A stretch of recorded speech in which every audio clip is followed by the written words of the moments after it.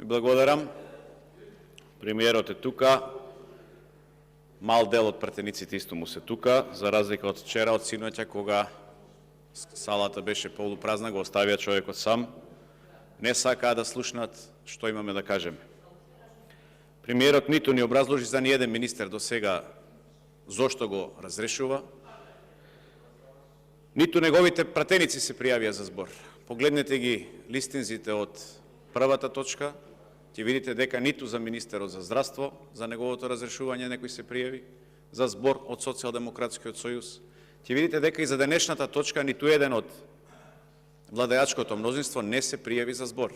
Значи прават влада, разрешуваат министри, а немаат ниту еден пратеник подготвен за дискусија. И ова е доказ дека нелегитимниот премиер ниту го почитуваат, односно неговите одлуки на некој начин не ги сваќаат сериозно. Меѓутоа знаеме дека ете на крај со некакви притисоци, со подкупи, со лажни ветувања, дека ќе ги убедат пратенициве да гласаат. Меѓутоа ќе се постави прашањето кога ќе дојде ред да се гласа онај министер, односно заменик или што е, кој што бил советник во време на режимот, како што го нарекувате. Дали тука ќе имате што да кажете и дали тука ќе се произнесете барем тогаш да земете збор. За гласањето знаеме како ќе биде. Затоа што знаеме дека сте само една обична гласачка машина, без свое достоинство, на која единствен континуитет и се предавствата. И тука мислам и на предавството и во потесна смисла на зборот, но и во поширока смисла на зборот во сите сфери на општеството. Дуплото голо наречено Македонија си продолжува да си тоне, да се распаѓа македонското ткиво, а македонското општество не било никогаш поподелено од сега. Предадени се и здравствени работници, предадени се и лекари, предадени се и војниците, и полицајците, и пожарникарите, предадени се и учениците, предадени се тешко болните, предадени се и лицата со ретки болести. Предадена ни е цела младина. Предадена е иднината на честните македонци, на честните албанци, на честните турци, на честните роми, бошњаци. Предадена е иднината на Македонија. И тоа го прави овој премиер. Македонија е предадена затоа што е продадена. За да може да се ги доподелат уште по некој милионски тендер за струја на своите семејства и за да се допаднат некому од надвор, демек сме напреднале цивилизацијски. Ноторна лага. Македонија и незините граѓани се предадени и понижени затоа што нема легитимна власт, односно затоа што е изиграна изборната волја на граѓаните.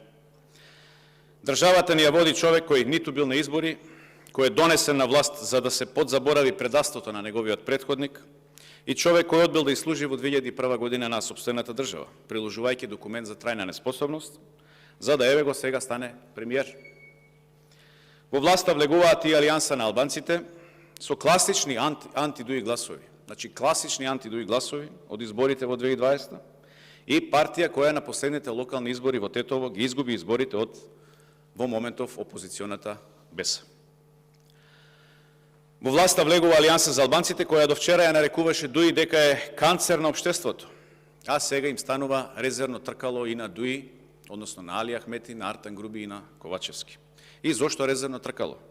Затоа што символиката е многу јасна. Тоа е тркало што се користи само до првиот сервис, каде ќе ви ја залепат дупнатата гума или ќе си купите нова.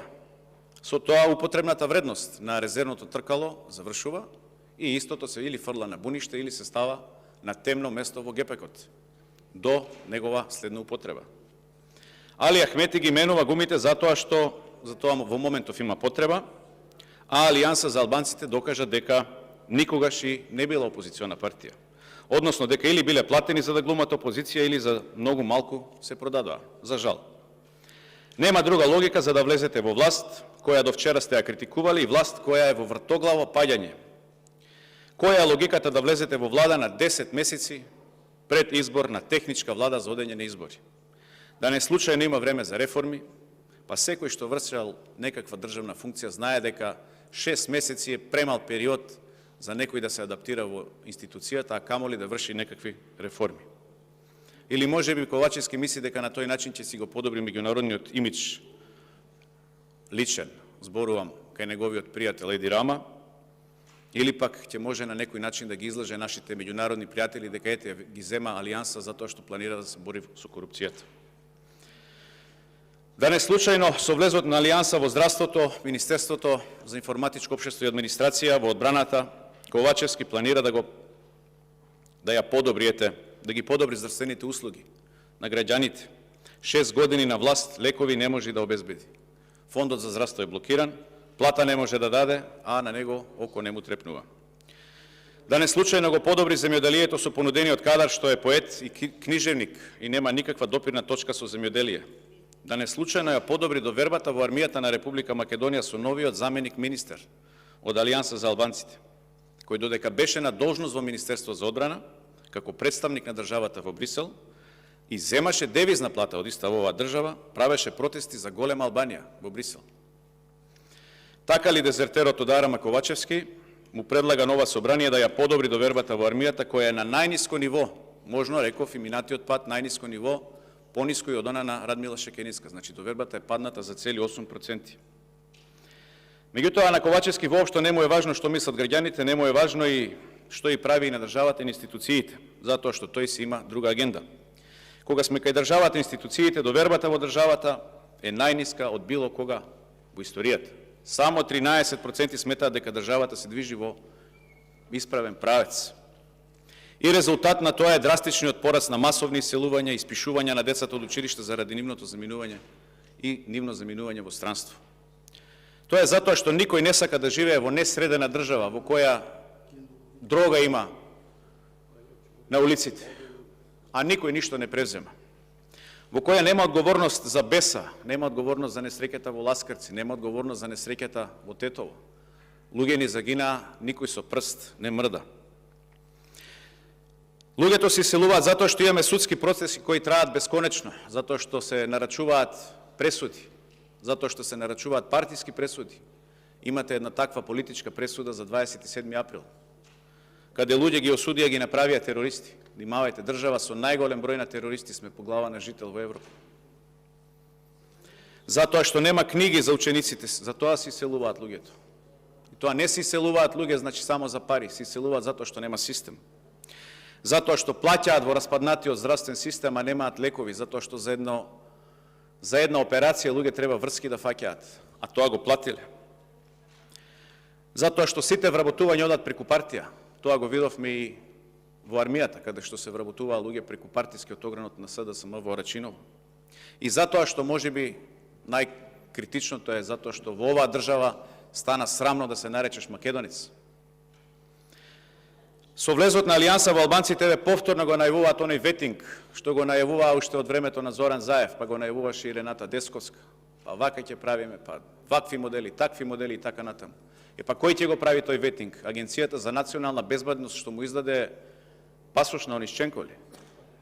Тие ли ќе го прават тој ветинг? Ќе се прави ли ветингот и за премиерот, за неговите исплати на неговиот кум на фирмата? За Броило, за Квазар? Ќе се прави ли ветинг за Груби и за Дуи и за Али Ахмети? Ајде да го видиме тоа чудо. Јас себе лично ви кажувам дека тоа нема да се случи. Колку пати го најавувавте досега, ништо тоа не се случи. И еве да не должам многу, ќе искористам можноста, бидејќи во текот на вчерашниот ден немавме можност, премиерот не беше во сала кога ги дававме репликите, а го читав внимателно неговото експозе, па да искористам една прилика да му дадам еден добронамерен совет. Во делот каде премиерот кажува дека ќе правил некаков европски фронт, значи внимавајте, фронт ќе правил, се надевам дека е техничка грешка, бидејќи во моментов на тлото на Европа веќе има фронт на кој гинат илјадници, стотици илјадници граѓани, значи невини човечки суштества. И терминот што го планираат да дадам совет, значи за избори, да не го користат, затоа што може да добие многу негативна конотација. Знам дека премиерот не знае што е фронт, затоа што во 2001 избега од тој фронт, но сепак тоа го кажувам заради повозрастните граѓани кои што останаа во државата затоа што младите веќе се иселија. Благодарам.